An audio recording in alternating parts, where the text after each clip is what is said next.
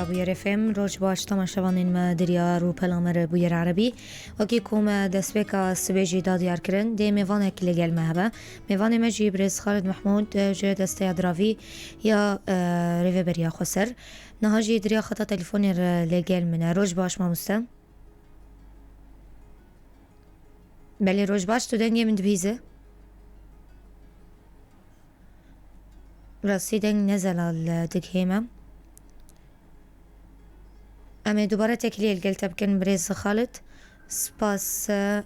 بله دوباره تكليل أمي بكن ريناس ودوباره أمي خلك أخو بردوام لكن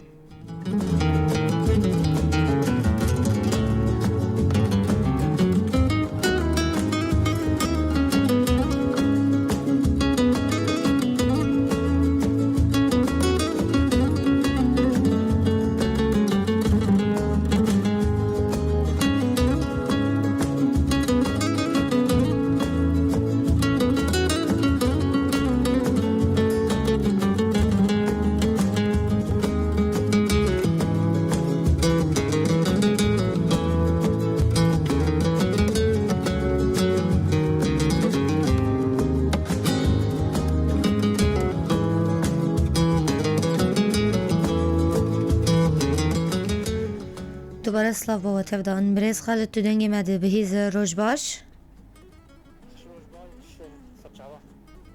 بله روش باش سبچاوا دنگي وتي بله اما جوه که دست پی بکن یان دنگ نزلاله باورم دیسا دنگ نزلاله ام دوباره خوی تکنیک الجمع شاشتی درکتی ام دوباره تکلیل گلتت کن بريز خالد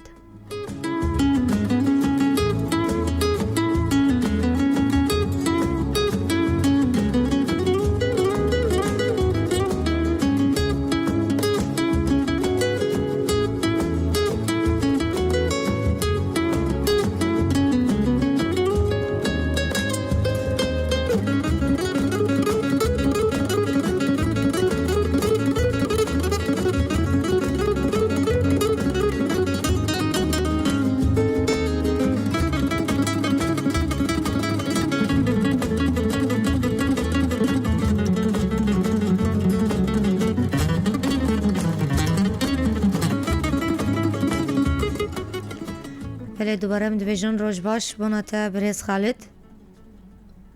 روش باش سبچاوا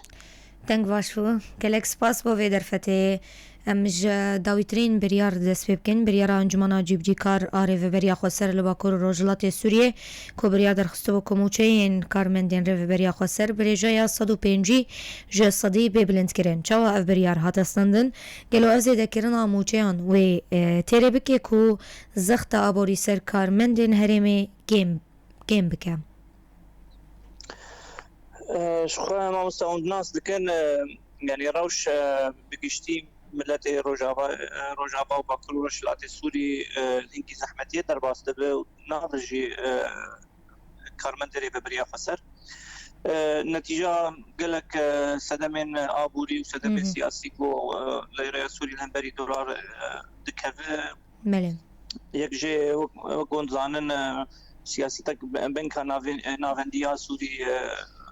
جد سياسة تمويل بالعجز يعني طب العملة بيجو رصيدي ويهبل وكون قريداي سلاك عملات يعني برولوجي أفريقيا خاص سندن راستي يعني دمك قلكي كرد ورقة سوري الهمبري دولار كات برجاء كبلنجي جبرولوجي رجاء بالكرنا متين كارمن ديري غبريا خسر دهات خسر بو أمجي برجاء كبلند هلدن جبرولوجي جبر بي سدمجي وجبر بو كارمن ديري غبريا خسر كارب دباريا جيانا خبرك بريار هات ساندنگو رجاء 105 صديق بله بريس خالد برياري ده وكو هاتيه نویسینم بجنو کو هاتيه راگاندن و هینجی نرخ ور زیاده کرن افخال چاوات شروع وکرن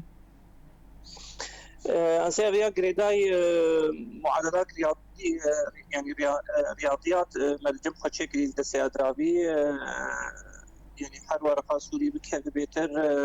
ودي صعب في ديفياج يعني زحمة دبه جبرولوجي وقت معادلات ياتي شكل كو هر دمك يجي يعني امكار من زياده بكن جبرولوجي يعني احتمال ان امن زيد ابونا داوي بيجي يعني هر دمك يبي زيد كلام يعني نقروا شو صما و بيجن وبين بلند كرن موجين كارمندين الجريداي روشيد من راسي يعني ابنا بيجن ابزيد ابونا هاني ويسري صدي صد كارمند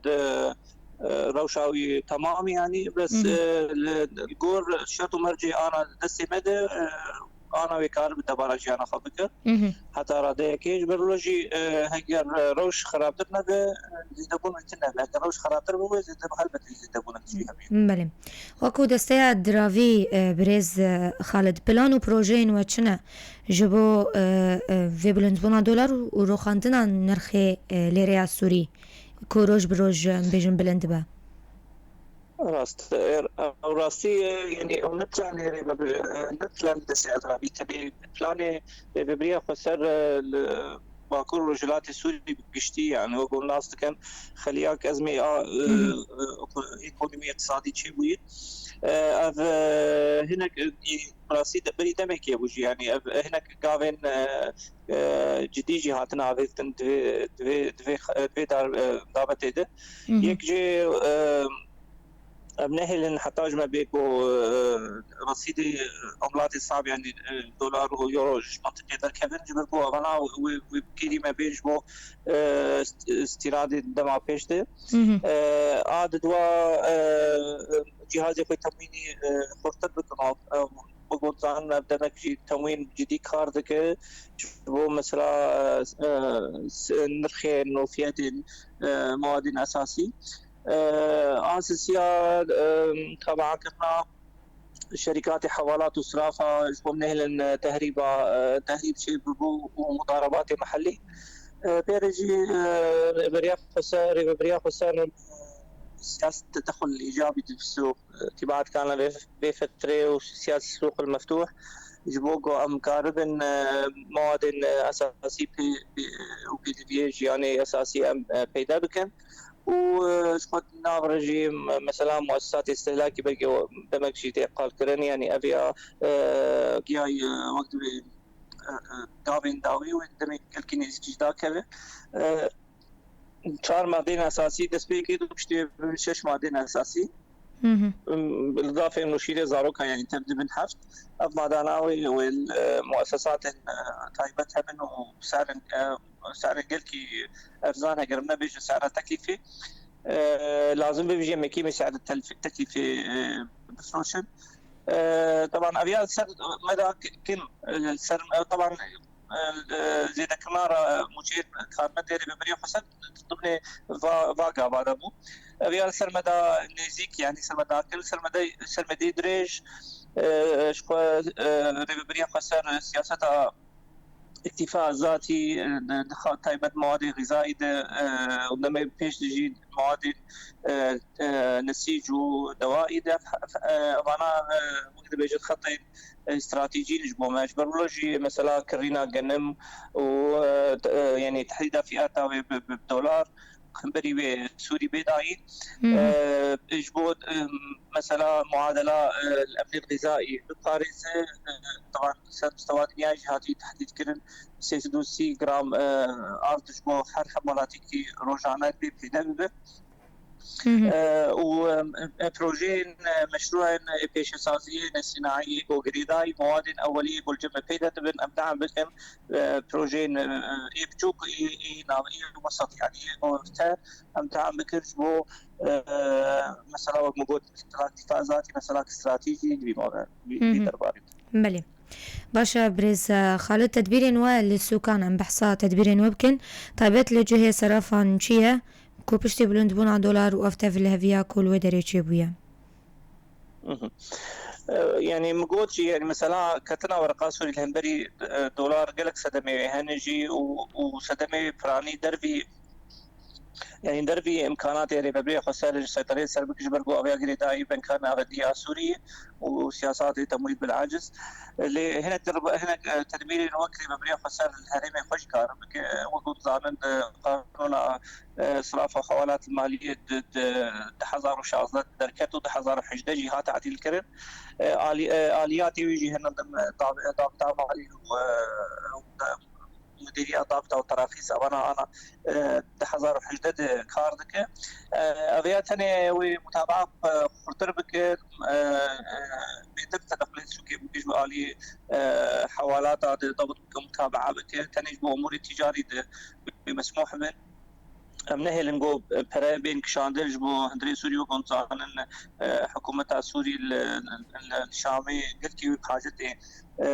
دولار وسياستك هي دولار شهري ما بكشينه تبرلوجي متابعة دقيق في موضوع مخالفة قمع دبلجي بلكي وكي سنجار جامع شركات حوالات تنضبط كرن وتين مخالفة كرن جيو بريد مكي شركة آخر موانا جهات تنضبط كرن ومخالفة كرن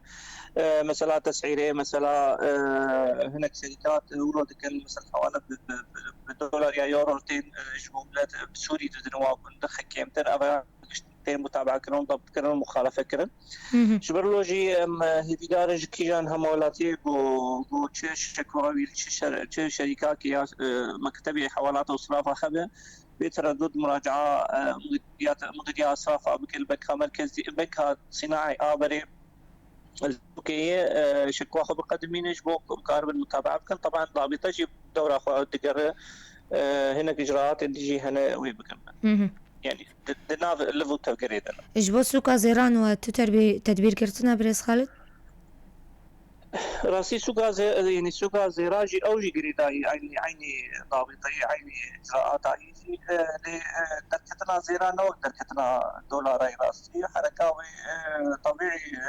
بلند وش بنقول الخوارق سوري كتير عمليا دروشي نورمال دروشي آرام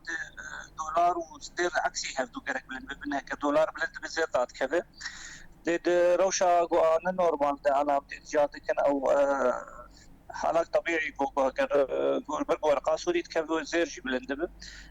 حركات زير دهندري ما تقريبا يعني اعتيادين النورمال خطارة دايك دركتنا ويش طبيعي يعني هم كاربيج طبيعي جدا يعني نوك دولار وانا بله بريس خالد خازم بحثا ويتكليه تبكتكليه بلند بونا دولار وقانون قيصر يكو بري چند روجان كتواري جيب جي كرني ده قانون قيصر وقوتين ناس تكرن قريداي سربازی سوری بگو گوش شقاق و شامه و نزدیکی 55 صورت 55,000 صورت کشتی زندان آبون نزدیکی 11,000 کشتی طبعا چند دربا خواستن تاخن بکنو قرار موازنه امریکا 2016 و 2018 اللي نتهات قبول كرن 2019 دنا موازنه انتاغوني ده درباس كرن اويا اثار راسي السوري الايكونوميا السوري مدمر بالنسبه اف قانون مشكله بيجي نتني كسي هاتني تحديد كل شركات هاتني تحديد كرن وتني امبرغو سروابنا چه کسو چه شرکه و چه دولت اگو به نظام سوری یا رژیم یا بکاوی نافندی تعامله بکاوی بین آبگوی دبه یا هدف شرکه ایران و روسیا یجی نافه الهرمي ما الهرمي باقي الرجلات سوري جي راستي جبل خارجاك سوري و تأثيرها وهلبتها بالمجي لوقت ببريا خسر مقوجي إجراءات المهنة وحتاج ما بي أثار كيم بكن مشتري هجمارتن أو بالإضافة إنه مثلا ضبط الحدود جبوا مثلا تهريب شنبه ومبدأ يعني تحقيق مبدأ تعظيم الإيرادات ونافرجي قرت كرنا احتياطي مركزي جعملاتي صعب الجمل بله بريس خالد حمو خلكي هري من ريفبريا خسر او نكار مندين ريفبرينا جبو فان كسان او زرار نجهي وان جبر بلندبونا دولار چبر يارو تدبيرين وهنا مقوت أنسى يعني